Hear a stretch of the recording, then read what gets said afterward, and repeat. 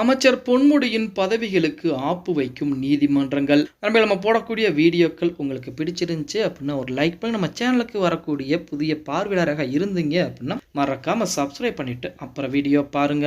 நமது அண்ணன் பொன்முடி அவர்களை பொறுத்த வரைக்கும் நம்ம அனைவருக்கும் தெரியும், தற்போது உயர்கல்வித்துறை அமைச்சராக திமுகவின் மூலமாக பதவி வைத்துக் கொண்டிருக்கிறார். அப்படிப்பட்ட அமைச்சருக்குத்தான் தற்போது ஏகப்பட்ட பிரச்சனை என்பது நிலவி கொண்டிருக்கிறது அப்படின்னு சொல்லலாம். அதாவது கொஞ்சம் மாதங்களுக்கு முன்னாடி அமைச்சர் பொன்முடி அவர்கள் 3 ஆண்டுகள் சிறை தண்டனை, அதே போல 50 லட்சம் ரூபாய் அபராதம் என்பது விதிக்கப்பட்டது அப்படிங்கிற மாதிரி தகவல்லாம் உங்க அனைவருக்குமே தெரிஞ்சிருக்கும். அந்த 50 லட்சம் ரூபாய் அபராதம் அப்படிங்கிறது எதற்காண்டி அப்படின்னா சொத்து குவிப்பு வழக்கு, அதுவும் தாமாக முன் வந்து விசாரணைக்கு எடுக்கப்பட்ட வழக்கு. அது மிகப்பெரிய பிரச்சனையை உண்டாக்கியது, பதவிகளை கூட இழக்க செய்தது அமைச்சர் பொன்முடி அவர்கள். அதுக்கு அடுத்தபடியாக உச்சநீதிமன்றம் போய் அந்த இழந்த பதவிகளை பூரா மீட்டெடுத்து இன்னொரு சொத்து குவிப்பு வழக்கும் தாமாக முன் வந்து விசாரணைக்கு எடுத்திருக்கிறார் ஆனந்த் வெங்கடேஷ் அவர்கள் நீதிபதி. இப்படிப்பட்ட ஒரு சூழ்நிலை நம்ம அண்ணன் பொன்முடி அவர்களுக்கு மிகப்பெரிய ஒரு வழக்காக பார்க்கப்படக்கூடியது என்ன அப்படின்னா செம்மண் குவாரிகள் வழக்கு. இந்த செம்மண் குவாரிகள் வழக்கை பொறுத்த வரைக்கும் இன்று வரைக்குமே பொன்முடி அவர்களுக்கு மிகப்பெரிய ஒரு சிக்கலை கொடுக்கக்கூடிய வழக்காகத்தான் இருக்கிறது. அதுவுமே திமுகவுடைய ஆட்சி காலத்தில், கடந்த முறை ஆட்சி காலத்திலே கனிம வளத்துறை அமைச்சராக இருந்திருக்கிறார் நமது அண்ணன் பொன்முடி அவர்கள். அந்த சமயத்தில் அளவுக்கு அதிகமாக செம்மண்களை வெட்டி எடுத்து விட்டார், ஒரு 26 கோடி ரூபாய்க்கு மேல தமிழக அரசுக்கு இழப்பீடு ஏற்படுத்தி விட்டார் அப்படின்னு சொல்லி லஞ்ச ஒழிப்புத்துறையின் மூலமாக வழக்குகள் பதிவு செய்யப்படுகிறது. அந்த வழக்கு தான் இன்று வரைக்குமே பார்த்தீங்கன்னா நீதிமன்றங்களிலே விசாரணைக்கும் போய்கொண்டு, அந்த விசாரணையில நீதிமன்றத்துடைய விசாரணையில பார்த்தீங்கன்னா கிட்டத்தட்ட ஒரு 62 பேர் சாட்சியங்கள் கொடுக்கக்கூடிய ஒரு சூழ்நிலை. அதுல 30 பேர் பக்கம் சாட்சியங்கள் கொடுத்திருக்காங்க. அந்த 30 பேருமே புரள் சாட்சியங்களாக கொடுத்திருப்பதாக தகவல் வெளியாகி இருக்கு. இதுல 30 பேர் புரள் சாட்சியங்கள் அப்படின்னா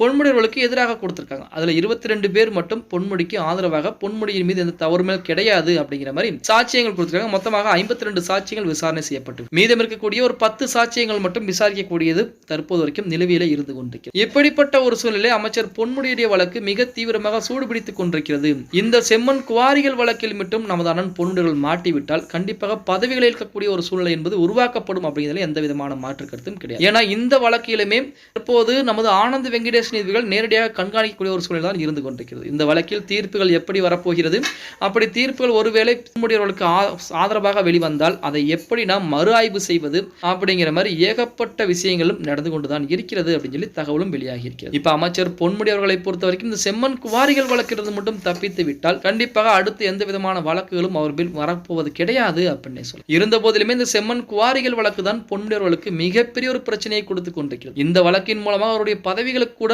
ஆப்பு வைக்கக்கூடிய விதமாக தீர்ப்புகள் வெளிவருவதற்கும் அதிகப்படியான வாய்ப்புகள் இருக்கிறது அப்படின்னு சொல்ல. பொறுத்து வந்து பார்க்கலாம் அடுத்து நடக்க போகிறது அப்படிங்கிறத. ஓகே गाइस, வீடியோ பிடிச்சிருந்தா மறக்காம ஒரு லைக் பண்ணி விட்டுருங்க. அப்படி இந்த வீடியோ ஃப்ரெண்ட்ஸ் அண்ட் ஃபேமிலிக்கும் ஒரு ஷேர் பண்ண மறந்துடாதீங்க.